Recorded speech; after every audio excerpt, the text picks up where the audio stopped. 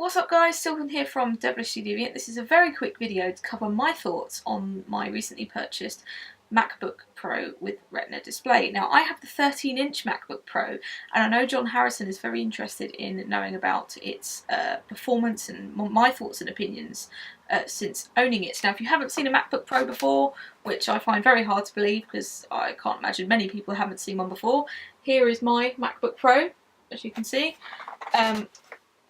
Primarily I purchased it for editing reasons, so I tend to edit all of my vlogs. I'll edit this video on it, and anything else that needs editing will be done on the MacBook Pro.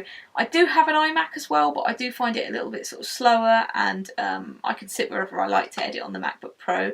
The second reason I purchased it was for that beautiful Retina display. The screen on the MacBook Pro is absolutely phenomenal. I don't experience any kind of eye strain.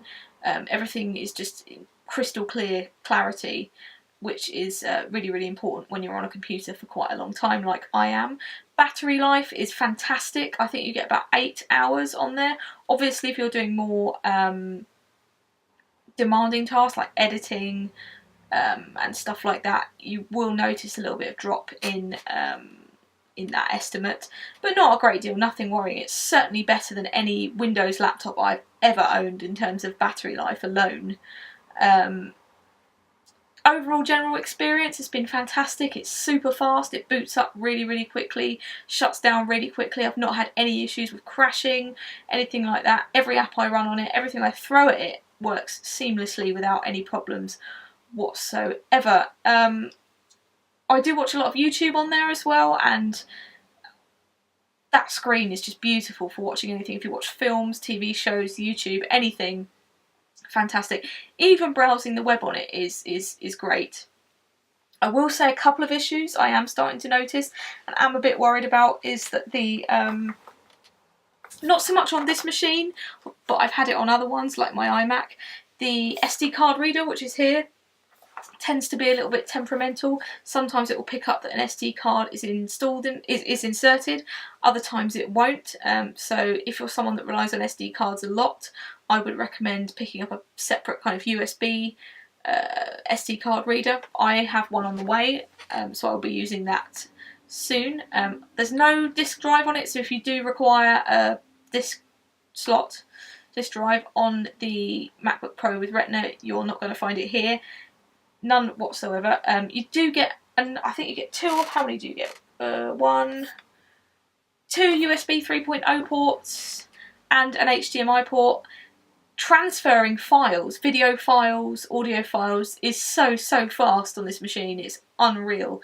I don't have the lowest spec, I have the second to lowest spec in terms of when you look on the Apple Store for this machine, because I thought it would go up a little bit and protect myself a little bit more in terms of aging and stuff like that with the device. So I don't have the greatest of spec, but it's absolutely fantastic for what I use it for. I don't have any issues whatsoever. Obviously it's Apple, so it looks fantastic. You can expect quality throughout the design and throughout the user experience. I'm looking forward to Yosemite launching as well, because I think it's going to run like a peach on this machine. So yeah, overall experience has been really, really good. I'd highly recommend you get one. Perfectly understand that not everyone can afford to buy them outright. I certainly can't. I have mine on an Apple finance deal that's financed by Barclays Bank, I believe.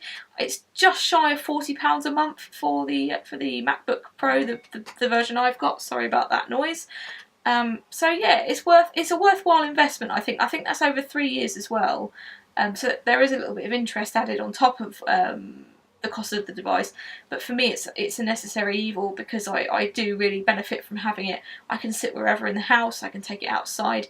It's not that heavy. I mean, it's certainly a lot heavier than the MacBook Air, but it's nothing that you would notice if you had it in a backpack.